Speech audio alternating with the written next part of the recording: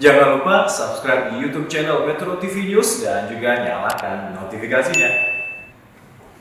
Kasus COVID-19 di tengah penemuan kasus Omikron subvarian BA4 serta BA5 di Bali dan Jakarta. Bagaimana kemudian kiat petugas Rumah Sakit Darurat COVID-19 Wisma Atlet Kemayoran untuk tetap siaga mengantisipasi lonjakan kasus ini sebagai sarana rawat dan isolasi? Nah, ini kita sudah ada rekan kita, Jason Sambau di RSDC Wisma Atlet Kemayoran. Jason, selamat pagi. Mungkin boleh digambarkan kepada kami di sini dan juga pemirsa bagaimana kondisi terkini di Wisma Atlet dan mungkin apa antisipasi petugas yang ada di sana untuk menghadapi subvarian Omikron baru ini, Jason? Baik, Maria, Marvin, dan juga pemirsa kalau ditanya terkait dengan bagaimana situasi dari RSDC Wisma Atlet terkait dengan penanganan pasien COVID-19 belakangan ini memang sudah dikonfirmasi melalui pihak Humas untuk sampai dengan hari ini 14 Juni 2022 ada sekitar 43 pasien ini dikonfirmasi dirawat di RSDC Wisma Atlet karena positif COVID-19 dan kalau menurut keterangan yang disampaikan oleh Kapuskes TNI Maijen TNI Dr. Budiman ini mengatakan 60% diantaranya adalah PPLN atau para pelaku perjalanan luar negeri sedangkan sisanya 40% adalah pelaku perjalanan dalam negeri. Nah ini membuktikan kepada kita bahwasanya kita saat ini masyarakat Indonesia masih berada dalam situasi pandemi COVID-19. Untuk itu protokol kesehatan memang harus menjadi kunci untuk kita bisa sama-sama melawan dari yang namanya pandemi COVID-19 ini. Tapi Indonesia tidak hanya dihadapkan terkait dengan adanya penambahan kasus dan juga pasien di RSDC Wisma Atlet dan juga kasus secara nasional yang kalau kita lihat memang belakangan ini mulai dari tanggal 7 sampai dengan tanggal 13 kemarin. Kalau biasanya naik ada di kisaran 200-an kasus, kemarin bahkan sempat naik 500 sampai 600 kasus. Tepatnya ini tanggal 10 Juni 2022 mencapai 627 kasus. Nah itu tentu menjadi warning atau peringatan tersendiri bagi kita untuk tetap waspada. Namun selain waspada karena ada peningkatan kasus secara nasional, yang harus kita waspadai juga adalah terkait dengan pemerintah yang sudah menyatakan ada subvarian dari Omikron yang baru yaitu BA4 dan juga BA5 yang sudah masuk ke Indonesia. Ada 8 yang sudah terkonfirmasi, 4 di Jakarta dan juga 4 di Bali yang ini juga menjadi tantangan tersendiri. Nah sebelum kita sampai lebih jauh lagi, lebih detail lagi terkait dengan bagaimana kemudian RSDC bersiaga atau mengantisipasi terkait dengan adanya peningkatan atau lonjakan kasus yang tadi ditanyakan oleh Maria dan juga Marvin di studio, saya akan menjelaskan sedikit lebih dahulu terkait dengan subvarian Omikron BA4 dan juga BA5 yang sudah dikonfirmasi ada di Indonesia. Ini pemirsa pertama kali ditemukan di Afrika dan juga di Eropa dan sampai dengan saat ini datanya sudah menyebar di 60 negara dan menimbulkan sejumlah lonjakan kasus COVID-19 di 60 negara tersebut. Lalu kemudian dari Kementerian Kesehatan ini sendiri menyatakan bahwasanya transmisi lebih cepat dibandingkan dengan subvarian sebelumnya atau BA1 dan BA2 bahkan dari varian Omikron aslinya. Dan ini juga diperkuat oleh pernyataan yang disampaikan oleh perwakilan dari Perhimpunan Dokter Paru Indonesia, Dr. Eli Burhan yang menyatakan bahwasanya untuk penyebarannya memang lebih cepat dan bahkan dalam riset lain menyatakan ini bisa menurunkan kekebalan tubuh bagi orang yang sudah menerima vaksin Pfizer dan juga AstraZeneca. Dan selain itu pemirsa, WHO selaku Badan Kesehatan Dunia juga menyatakan belum ada indikasi naiknya tingkat keparahan.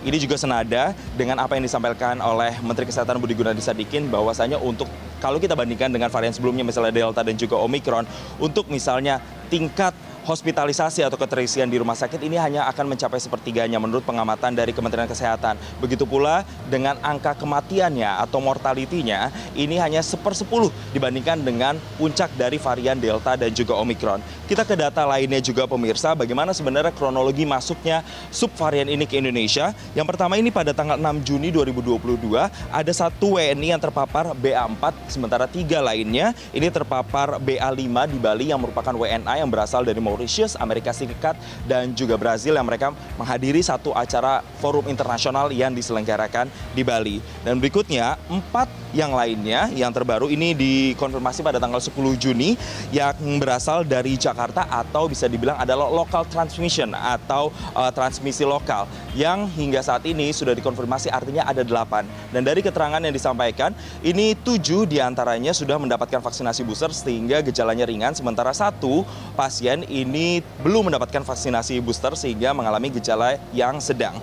Dan berikutnya untuk kasus baru secara nasional di Indonesia, kalau tadi saya sudah menjelaskan memang mulai tanggal 7 Juni sampai dengan kemarin tanggal 13 Juni mengalami kenaikan hampir 100% jika sebelum-sebelumnya ketika COVID-19 melandai hanya di kisaran 200 sampai 300 kasus, tapi mulai tanggal 7 ini naik menjadi 500-an kasus. Dan sampai dengan yang terupdate kemarin 13 Juni 2022 ada kasus barunya yang ini berjumlah 591 kasus baru dan yang sembuh adalah 390, sementara yang meninggal dunia adalah 9 orang. Dan terakhir pemirsa, 5 daerah yang juga harus mengantisipasi terkait dengan adanya kenaikan kasus ini yang tertinggi masih dipimpin oleh DKI Jakarta yakni sekitar 348, disusul dengan Jawa Barat 80 kasus, Banten 74 kasus, Jawa Timur 25 kasus, dan terakhir adalah Bali 19 kasus.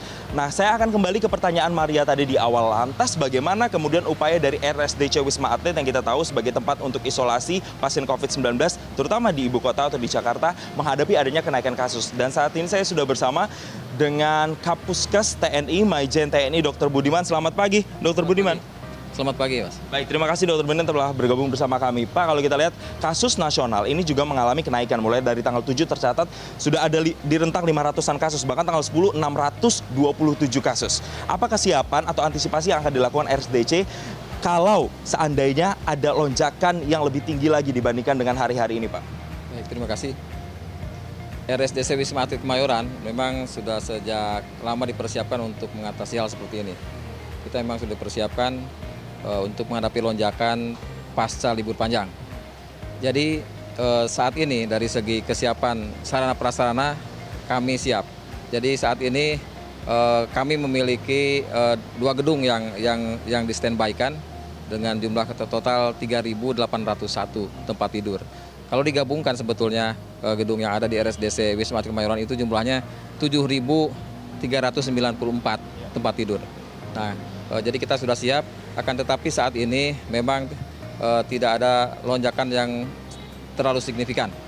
Memang jumlah pasien saat ini mulai tadi malam ada 43 pasien, di mana 24 dari PPLN, sedangkan yang domestik 10. Kurang lebih sekarang 70%-an dari PPLN. Nah, dari segi SDM, kami pun sudah mempersiapkan, ya.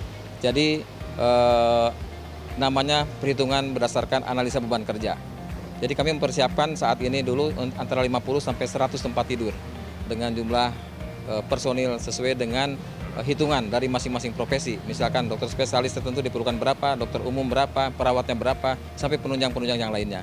Ditambah lagi memang agak sedikit bebannya lebih tinggi karena di sini RSDC juga memiliki gedung yang cukup banyak sehingga bagian satuan markas memang diperbanyak. Supaya apa? Supaya tidak menghindari dari kerusakan, pencurian dan lain-lain.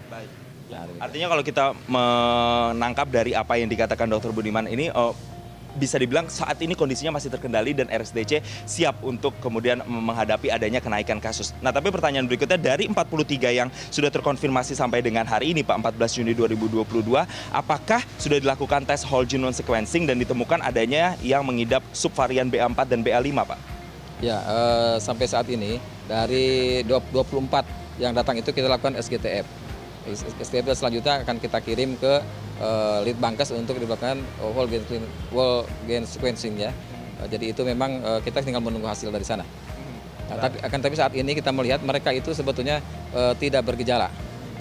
Paling ada beberapa yang bergejala ringan, demikian. Dan yang komorbid mungkin ada beberapa itu yang kita, terutama yang dari dalam negeri yang itu mungkin kita tidak curiga ke arah varian yang baru tersebut. Sampai sekarang belum ada ditemukan yang dirawat ini terpapar dari varian baru BA4 dan juga BA5 begitu, Pak. Tapi terkait dengan untuk bisa mengantisipasi atau mencegah masyarakat ini mortalitinya lebih gejalanya lebih tinggi atau gejalanya lebih berat, maka diperlukan upaya vaksinasi booster juga yang saat ini sedang harus digencarkan di Indonesia. Kalau untuk RSDC Wisma Atlet sendiri sebenarnya memberikan tidak sih, Pak, pelayanan untuk pemberian vaksin booster kepada masyarakat yang belum mendapatkan vaksin booster, Pak? Ya, terima kasih. Sejak RSDC ini didirikan, memang ada salah satu di divisi kami, yaitu divisi vaksinasi. Kami pernah memiliki 2 batalion vaksinator relawan, 1 batalion 300 orang, jumlahnya jadi 600, dan kemudian kita kirim ke beberapa daerah dalam serbuan vaksinasi. Saat ini pun ketika beberapa waktu ke belakang jumlah pasien melandai, maka kami tetap membantu vaksinasi. Kebetulan di belakang saya ada Kakesdam Jaya, yang juga mengkoordinir bagaimana kegiatan serbuan vaksinasi di wilayah Kodam Jaya. Kemudian dan mungkin wilayah-wilayah Banten juga kita kirim ke sana. Jadi teman-teman yang ada di sini jumlahnya saat ini sekitar 300 orang. Itu memang tidak semata-mata untuk merawat pasien, tapi juga mereka melaksanakan kegiatan vaksinasi, nah, baik booster maupun dasar.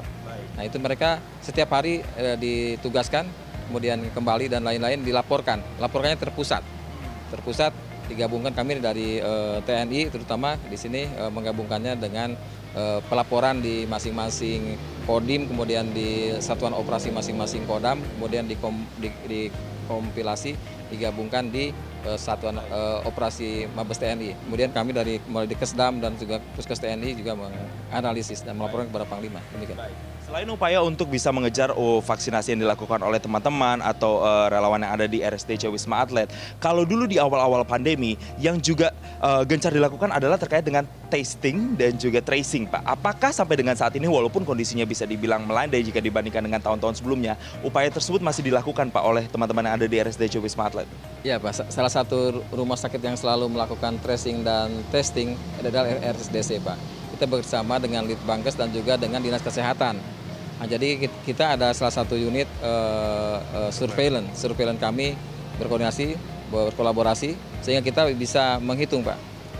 Misalkan ada kasus baru di RSDC, maka dilihat dari mana, di tracing dari daerah mana, kemudian juga dikoordinasikan dengan Litbangkes dan lain-lain sehingga kita bisa menganalisis kasus itu berpotensi dari mana asalnya, kemudian bagaimana ke depannya dan apa dampaknya. Jadi memang setiap hari kita lakukan seperti itu. Baik. Sekarang saya akan menyoroti terkait dengan dari sisi SDM-nya, Pak. Kalau misalnya kita kaitkan dengan kita kembali ke era waktu Omikron sedang tinggi-tingginya, sedang peak-peaknya pada saat itu. Penuh ini tower-tower yang ada di Wisma Atlet begitu, Pak. Nah ini kan tenaga kesehatan yang dikerahkan kan juga banyak. Nah ketika melandai, apakah tenaga-tenaga kesehatan ini kemudian dikembalikan ke daerah asal mereka atau ke tempat mereka bertugas di awal atau tetap bertugas di Wisma Atlet atau seperti apa, Pak? Ya, jadi mereka bekerja sama dengan PPDSDM dari Kementerian Kesehatan. Mereka direkrut di sana, sebelumnya kami menerima personel-personel tersebut.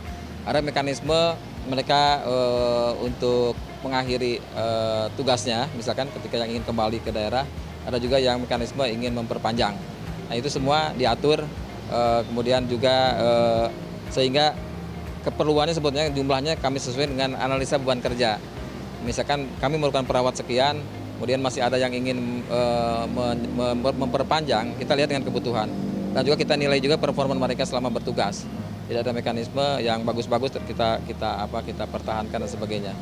Kemudian juga memang di sini pun masih ada beberapa yang masih harus melaksanakan karantina pasca, ya istilahnya pasca penugasan, kami periksa lagi sampai betul-betul negatif. Dan juga ada yang beberapa yang memang menunggu untuk tiket kembali dan lain-lain, masih kita akomodir sampai batas tertentu. Tapi sementara ini mereka pun kita persiapkan untuk membantu kegiatan vaksinasi, Pak.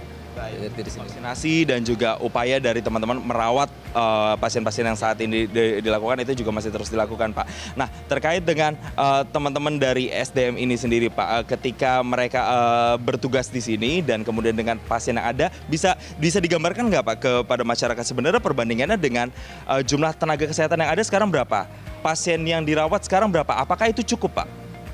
Ya, sampai saat ini cukup, Pak. Jadi masing-masing profesi itu kan di sini ada ketuanya. Mereka akan menghitung, Pak, menghitung kebutuhan jumlah tenaga berdasarkan jumlah tempat tidur. Saat ini cukup untuk mengatasi 50 sampai 100 pasien. Nah, sebetulnya ketika nanti ada lonjakan, masa kami memiliki waktu untuk menambah personel tersebut. Jadi karena kami sudah berkoordinasi dengan PPSDM Kementerian Kesehatan, kita sudah punya data relawan-relawan mana yang dapat kita hubungi dalam waktu singkat dan sebagainya. Kita ada networking, juga ada data-data yang lainnya, Pak. Terima kasih Kapuskes TNI Maijen TNI Dr. Budiman telah bergabung bersama kami. Ini semoga juga menjadi antisipasi ketika nantinya ada kenaikan atau penambahan kasus di Indonesia, RSDC bisa menjadi rumah sakit yang benar-benar siap untuk melayani pasiennya. Dan pemirsa, tadi itu adalah wawancara saya singkat dengan Kapuskes TNI Maijen TNI Dr. Bonina menyatakan kesiapan dari RSDC Wisma Atlet, tapi memang kuncinya adalah yang saat ini harus dikejar terkait dengan percepatan vaksinasi booster yang sampai di Indonesia sampai saat ini datanya masih sekitar 20%, dan yang kedua adalah walaupun sudah ada pelonggaran kebijakan oleh pemerintah, tapi penegakan atau disiplin protokol kesehatan masih harus menjadi kunci. Saya kembalikan lagi ke Maria dan Marvin yang ada di studio. Terima kasih Jason untuk penjelasannya yang Ya. begitu komprehensif ya. Semoga ini bisa dimengerti oleh masyarakat. Dan yang paling penting itu tadi, yang terakhir adalah kita tuh tetap harus ketat sama diri sendiri Itu ya. Jangan dia. terlalu kelepasan pemirsa.